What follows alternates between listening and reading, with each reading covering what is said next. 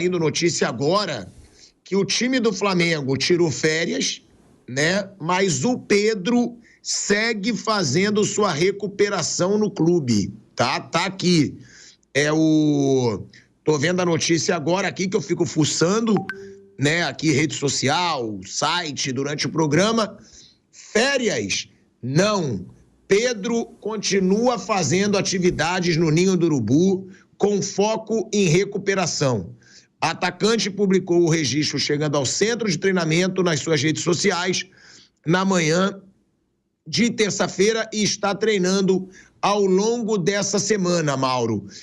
O Pedro é fundamental para esse Flamengo, né? É o único grande centroavante que o Flamengo tem no momento. Você até ontem disse, né, que você acha que o Flamengo nem precisaria tanto contratar alguém pela saída do Gabigol. Eu tentaria algum 9, né, ali para o Flamengo, mas você disse que o BAP também não quer gastar tanto antes de ver o caixa do Flamengo. É muito legal, né, a gente vê que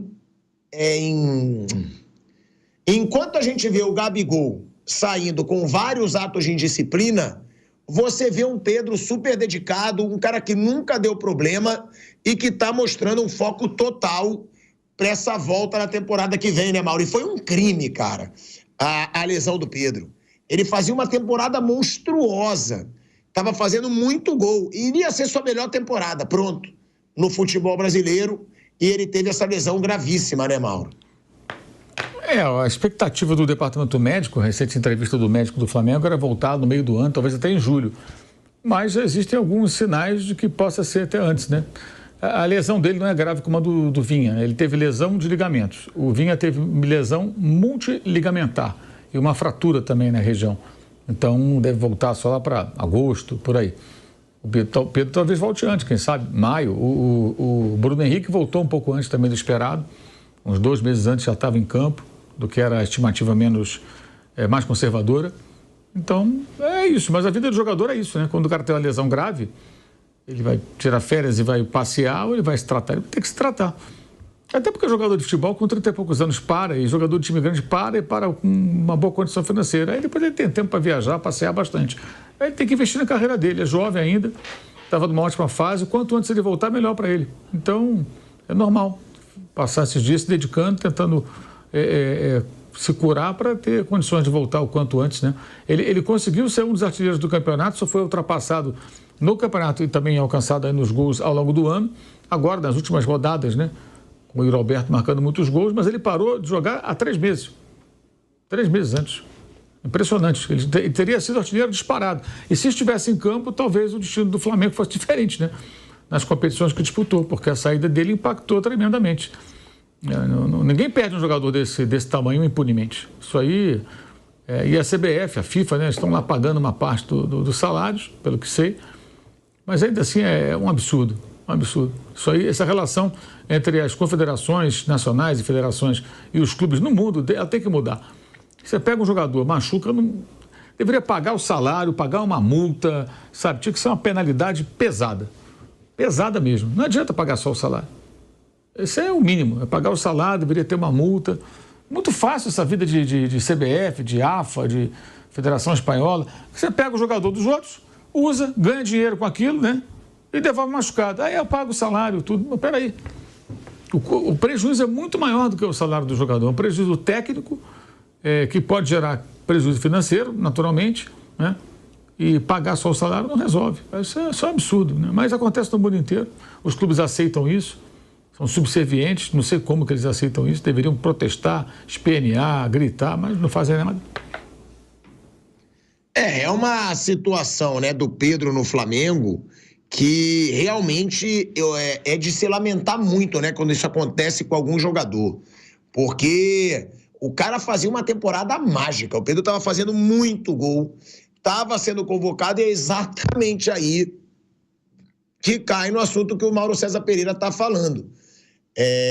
Um jogador que está fazendo uma temporada sensacional, vai para a seleção brasileira, para um bando de jogo fajuto e acaba sofrendo aí uma lesão seríssima que desfalcou o Flamengo até o ano que vem, gente. O Pedro segue se recuperando. Acabou a temporada e o Pedro segue treinando. Vamp, qual o tamanho do Pedro, na sua opinião, hoje? Né? Eu até estava vendo que fizeram postagens do Pedro com o Adriano, né? E aí o Pedro postando ele pequenininho com o Adriano e depois ele e o Adriano ele confirmando a presença no jogo de despedida lá, né, do Adriano Imperador. Agora, qual o tamanho do Pedro, na sua opinião? Que eu vi que muitas pessoas estavam falando, o Pedro já é ídolo, como o Adriano é do Flamengo, e muita gente dizendo, sim, já é ídolo do Flamengo. Você considera o Pedro já um ídolo do Flamengo? O Pedro tem conquistas já de peso pelo Flamengo, né? Aí muitos dizem, mas ele não fez os gols decisivos como o Gabigol. Tá bom, mas ele participou. A Libertadores do ano passado, ele fez vários gols importantes. Na Libertadores do ano passado, na Copa do Brasil, na Libertadores do ano passado, não. Na Libertadores de 2022, na Copa do Brasil, agora ele fez, na Copa do Brasil, que o Flamengo venceu também em 2022. Já é um ídolo para o Flamengo. E outra, Vamp, é o melhor 9 do futebol brasileiro, mesmo com essa boa fase aí do Yuri Alberto, na sua opinião? O tamanho dele, que você me perguntou, deve ter 1,85 m. Como você é patético. E os 2 metros de queixo também, né? Boa, Vamp. Boa, Vamp. Ô, Tico, você vê que ele estava num grande momento, foi a Copa do Mundo com o Tite, voltou, estava ali liderando tudo no Flamengo ali, sendo artilheiro de tudo, aí vai para a seleção, né? 1,85 m. Na mosca. Na mosca, eu acertei. Bora aqui. Bora me mostrou aqui agora. 1,85 m. Que visão, hein? Eu tenho 84, eu digo, ele deve ser um pouquinho maior. E aí estava num grande momento, foi convocado, né? Infelizmente teve essa contusão no treino da seleção, ia ser titular, né? Agora ele está se recuperando. Você falou que todo mundo vai de férias, mas ele tem que se recuperar porque, né, o ano que vem tem Mundial de Clubes, tem tudo aí de novo, né? E é muito chato quando você está num grande momento na sua carreira, ver uma lesão dessa de cruzado, que praticamente te tira por um ano, te rouba um ano aí da sua carreira, aí você tem que voltar, ganhar confiança de novo. É uma lesão muito séria. Você vê que muitos jogadores voltam, depois tem de novo, né? Estou falando no caso que o Pedro vai ter de novo, a gente não quer que isso aconteça, mas vai ter que fazer reforço, e bastante reforço pro resto da vida. De volta ao YouTube da Jovem Pan, de volta à rádio Jovem Pan, para mostrar aqui o desabafo do Hugo Souza sobre o Vitor Pereira no Flamengo, hein? O Hugo Souza disse o seguinte, tá? Vamos abrir aspas para o Hugo Souza. Ele falou, eu cheguei para o auxiliar do Vitor Pereira e perguntei como era para conversar com ele. Ele disse para chegar na sala do Vitor Pereira. Diego Alves já tinha se despedido. Eu bati na porta dele e falei, professor, estava treinando separado porque estava em uma negociação que não deu certo. E eu acabei o ano como segundo goleiro. Queria saber o que preciso fazer para convencer o senhor de que eu posso jogar. Personalidade foi a dele. Personalidade foi a dele. Ele meteu assim para mim. Não vou falar tudo. Ele disse, primeiro você tem que me mostrar nos treinos, porque não me mostrou nada ainda. Desculpa, mas não sei o que o Benfica viu em você para começar a negociação. Ele meteu essa para mim. E aí o Hugo continua. O Vitor fala essas coisas porque é o jeito dele. Não é que ele está querendo me esculachar, é a opinião dele. Ele me falou, conhecendo o clube por ser português, não sei o que o Benfica viu para te contratar. Mas que bom que você foi lembrado por eles. Agora me mostra aqui para eu te dar uma oportunidade. Eu saí da sala pensando, não vou jogar nunca com esse cara. Os goleiros eram o Santos, o Matheus Cunha e um garoto da base, disse o Hugo Souza. Mauro Betting, né? Eu primeiro vou dar minha opinião. Se sou eu mandava ele tomar naquele lugar, tipo assim, porra, pra que esculhambar desse jeito? Pra mim esculachou sim, entendeu? Pô, pra que o cara vai falar isso?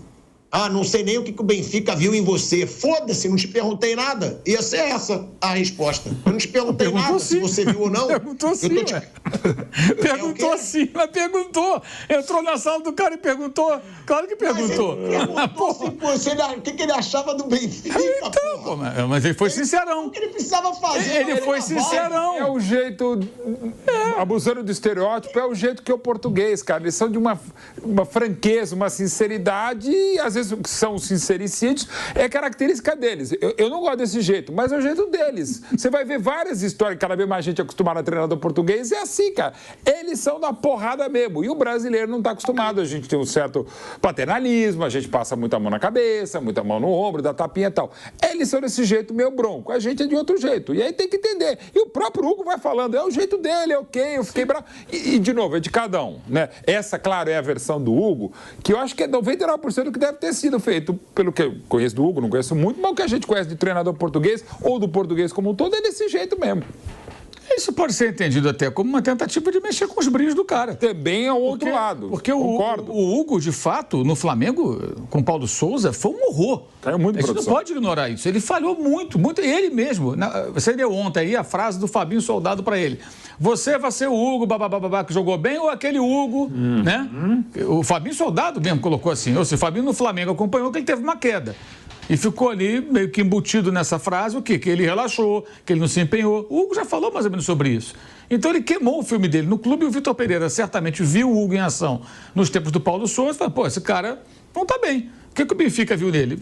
Poderia ser mais sutil? Como o Mauro falou.